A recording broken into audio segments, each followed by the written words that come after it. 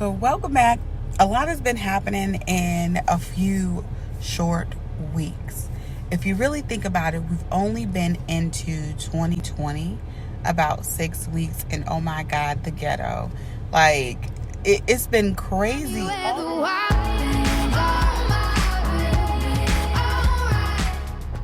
With the tragic passing of Kobe Bryant and his daughter Gianna, and those other people that lost their lives on that tragic plane crash, there is so much grief that we see openly expressed on TV, over social media.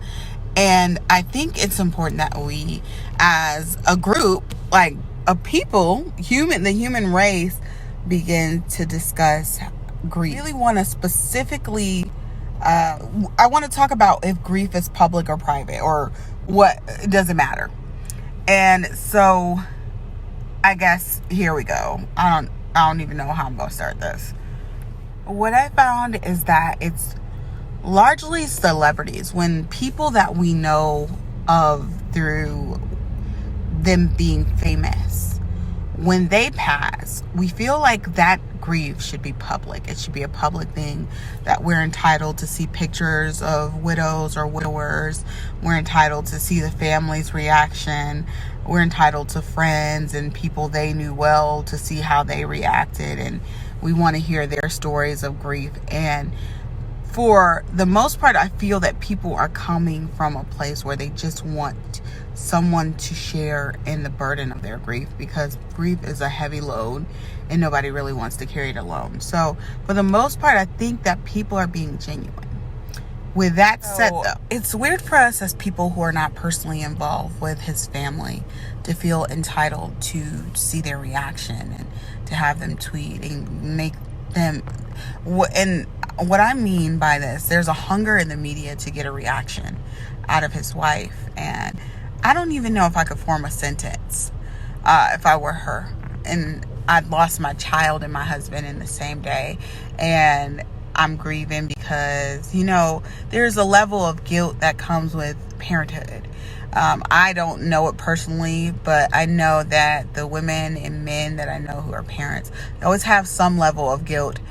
Like, am I doing things right? So there's got to be that. And then there's got to be, like, the fact that this woman has not had a public moment to grieve. And then, God forbid, if she ever thinks to remarry, I mean, it's probably not even on her radar right now. If this woman ever thinks to remarry, how the media is going to try to rob this woman of her happiness in that new relationship, because they feel entitled to have a say over her grief and how long she grieves and how she expresses that grief. Or to have a say over her grief and how long she grieves and how she expresses that grief.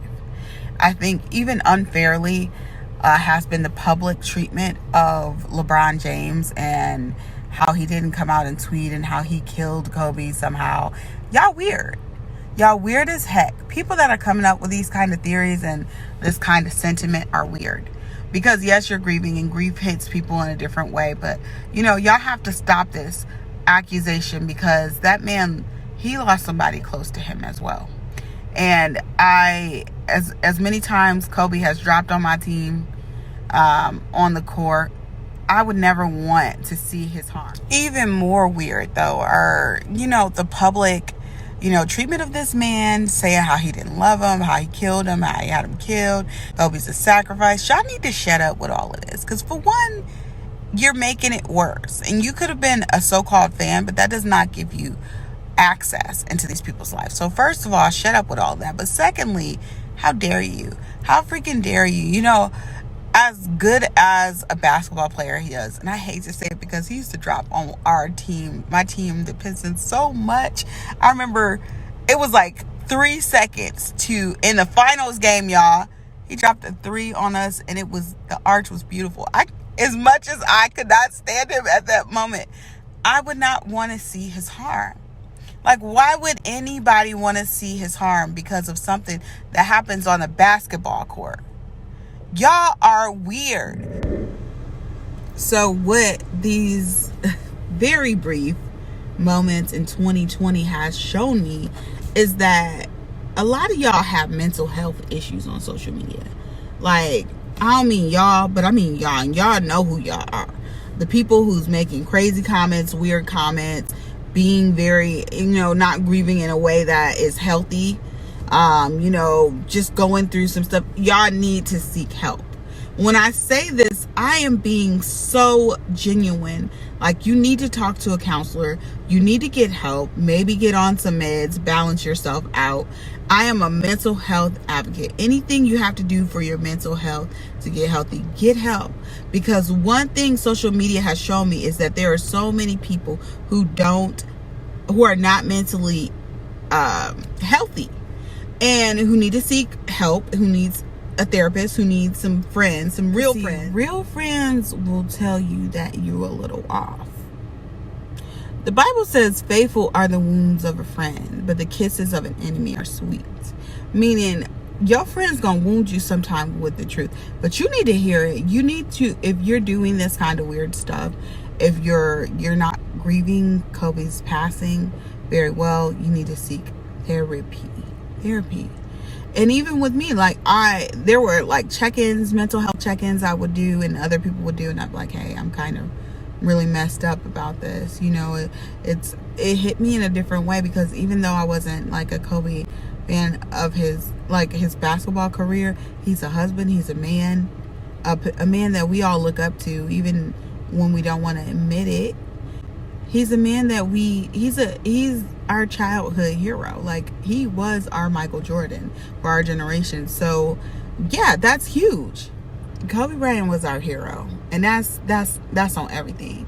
Whether we like the things he did to our teams on the court or not, he was our hero, and he was our Michael Jordan. He was, that wannabe like Mike. Everybody wanted to be Kobe in our generation. So the message here is that we did lose a hero in this man, but also a mom lost a daughter, families lost a sister, a brother, a husband.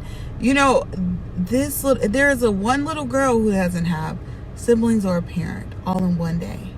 And I think that for you to feel entitled to their public reaction, their grief, is it's a sign that you're not mentally healthy, and that you do need to speak with someone. You need to seek help, because that's not normal, and we're not going to normalize this behavior. And what's worse is us to think that grief is a process that should be done alone.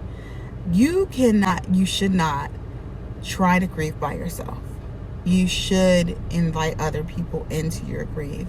And that's just on public grief. But think about private grief, when someone in your family passes and the whole world doesn't know them, but you're grieving in a way that you miss that person. I remember my good sis Valley, she posted, there's no time limit on how long you can grieve a person. And I think that is good, because even the Bible had a set time in the Levitical law how long a person could grieve.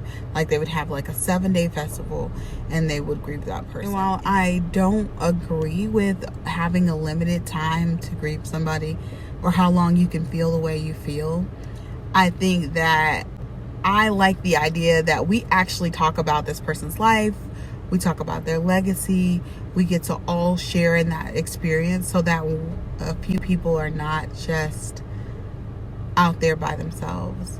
So this is important, because even though I hated everything that happened, nobody who's mentally healthy would see that as some kind of conspiracy, or somebody's trying to kill him for a blood sacrifice and all this. Nobody who's mentally healthy is thinking that way. But at the same time, you're like, man, there are people who are out there who are very privately grieving something public. And while we are not so quick to admit it, we all probably need therapy after this. Everybody who looked up to him, you're probably going to need to talk to a therapist. You're probably going to have to go to grief counseling. So if you need to talk to somebody, please talk to somebody mentally. Mental health is very important. Emotional health is very important. But also, if you can't, just hear me out. Let these people grieve a public event privately. Stop putting expectations on them for grief, because it's unfair. And that's